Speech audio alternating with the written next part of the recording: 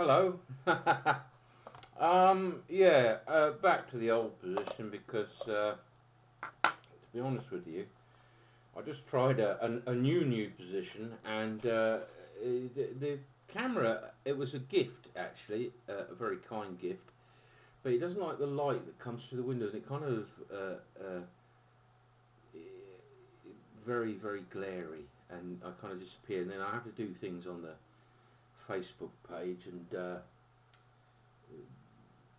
technical things that not Facebook, YouTube that does, and it kind of looks terrible. So it's not. I know some people use high definition, this, that, and the other.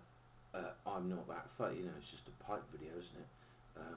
If I wanted to show a kind of picture, I'd just take a nice photograph, really, rather than you can hear me and see me.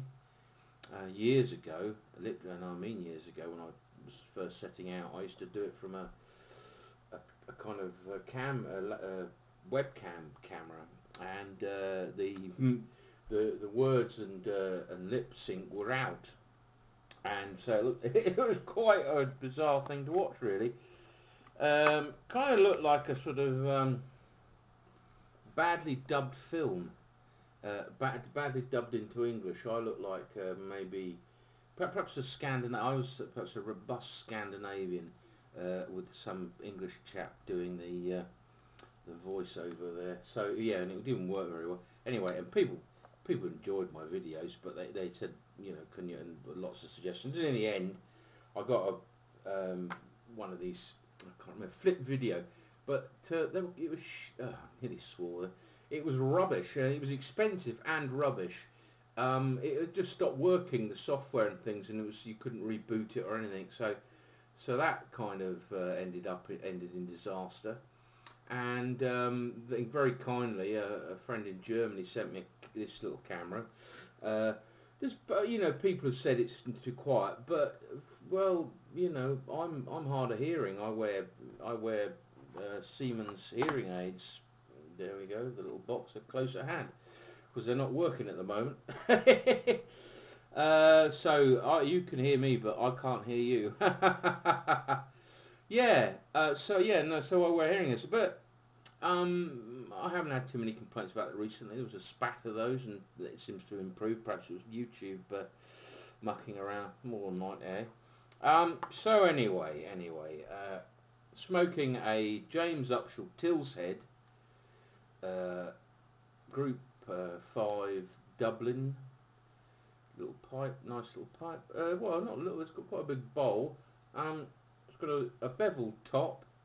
Some nice grain. These Tilsheds, I think I've got 2 or 3 Tilsheds. Most of mine are P grades and A grades, and I've got 1 B grade, which is, and then I've got a couple, 2 sandblast ones, two sandblast, and 1 rusticated. The Tilsheds, there's a flaw in the rod, but to be honest, and I've in the comments noticed, as somebody said, very difficult to find the actual flaws. I've never succeeded. I look and look, but I should imagine an experienced eye would be able to find them. To me, though, Tilshed or an Aga, I mean, to be honest with you, they're nicely made pipes. You get the same craftsmanship, etc. You get the same briar, which is a 100-year-old Grecian plateau briar. So get a Tilshed. Unless you've got a few bob to spare, and then get yourself something else. But anyway, so I'm smoking in it a tin of Dunhill Deluxe Navy rolls. This was gifted to me a considerable time ago, must be 2 or 3 years ago now, by Dean Dongle. And I've gradually been working my way through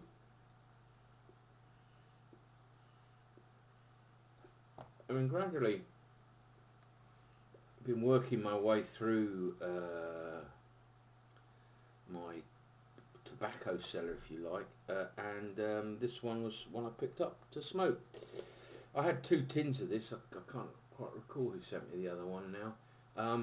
And I thought, well, Dean's must have been the oldest, and I remembered the tin. Well, the difference is one's from America, so there's no health warning or anything on it. Yeah, it's very nice. It's Virginia, and it's got some perique in there. It's very pleasant. I have to say, I've been. I do like the old vapors. This is a good one, but wouldn't be my favourite, I don't think. Probably my favourite is Clive's own special blend, which is his own blend he makes up in whites, which is a Virginia Perique. Closely followed by Sam Garth's St James Flake, which is just amazing. Anyway, the other one I've been smoking is my last tin of Nightcap. But I thought I fancied a change. I can't smoke that sort of blend all the time. Not because of its strength, more because I get a bit overwhelmed by the.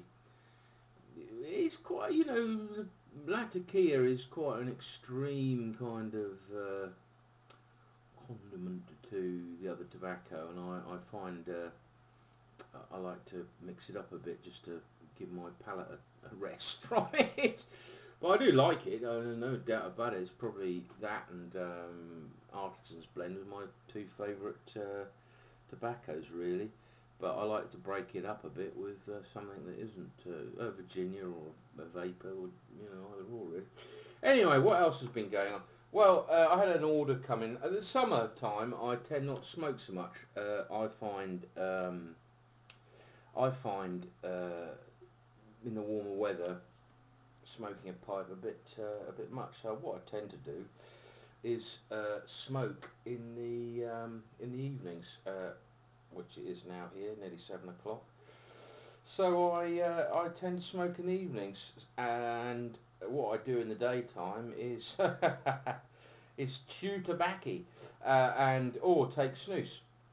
And anyway, I've had some orders in of snus and things for a while back now, and I keep those in the freezer. They keep quite well. I think they keep for a couple of years in the freezer.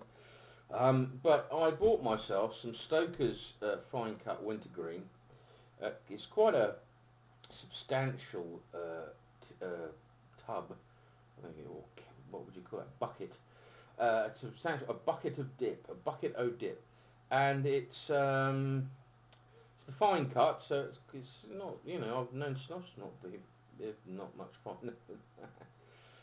Yeah, I think I'm trying to remember. It doesn't say now. I think this is the equivalent to 10 cans, and it comes in at a very modest rate of about £8, £9 for that, which is dirt cheap, isn't it? I get it shipped from the States by Northerner, and it takes a week or so to get here, so not too bad. And inside you get a little can in a bag, so you can decant your dip into the little plastic can they provide. So the only problem is, of course, it's in this little plastic bag which is in the can, so it's absolutely covered in dip. Being one-handed, I have to sort of gingerly open it with my teeth. But it's a nice dip. I like wintergreen. I know Martin was saying that he didn't, not overly keen on the flavour. I have to say, getting the wintergreen dip and then using this off-road portion snus, which 10 cans for 2 price of wintergreen. I've gone right off this. It's just not very nice, to be honest with you. But the Stoker's wintergreen is very nice. I've bought a can a year or so, more than a year ago, a couple of 3 years ago actually. A chap on YouTube here, Oversold One, he did a very, very, very funny video about his big arse green can of dip. They used to come literally in a green can. They're all black now. They just have a sort of wrapper on them. And his was the long cut, and I bought the long cut, but I do like the fine. They only had the fine in wintergreen, so I went with that. The other thing I bought was again another Stoker's. It's a 16-ounce bag, of chewing tobacco, or chew as the Americans call it. It's you know, not it, it's the different. It's the other way of chewing tobacco in America, and it's sort of big bits of tobacco leaf in a kind of sticky syrup, really. Tastes quite nice. Yeah, that's the black wild cherry, which I quite like. They've got those back at Northerner now, so I'm pleased about that. The one thing I do like about this is the you get a kind of message from Bobby Stoker, who's now the stoker in charge of Stoker's chewing tobacco and dip factory. Yeah, like my father and his father before him, I take great pride in being in the tobacco business. Since 1940, our family motto has been provide a great chew at a fair price, which is very. To continue this tradition, the blah blah blah blah blah. I hope you all agree that we're still living up to the family motto. Thanks for your business, Bobby Stoker. Now, Bobby Stoker, they never used to have this, but they do now. They have a picture of Bobby on there. The thing that's kind of tickled me about this, he's a sort of rotund chap, middle-aged fella like myself, he's got a sort of check shirt on there. What I clearly over here now, they're not very de rigueur. He's got quite a delightful comb over. For those of you who don't know what one of those is when a chap, sadly, nature's dealt him a very rough-handed cards and he loses his hair. The thing, well, it was very popular with, and it, you know, you do see the occasional one these days, but most sort of younger people, or people of my age, I guess, just basically shave it all off now, sort of, you know, like crew cut. But Bobby's came over, yeah. But some people, very famously, another Bobby actually, Bobby Charlton, he had quite a remarkable comb over. And it was to see you comb it over, you grow one side of your hair a little longer and then comb it over the bald spot. Thankfully, mine is going a little south. It's not the... I was looking at a photograph of me in my 20s the other day and I had quite a sort of shock of curly dark hair. Sadly, no more. It has got quite thin, but it's still there. It's still there. Yeah, so anyway, Stoker's dip and Stoker's chew. Oh, and Dunhill. Yeah, so there we go in the James Upshaw. Have a lovely week. Thank you for your continued patience with me and watching my vids and whatnot. Always appreciate that.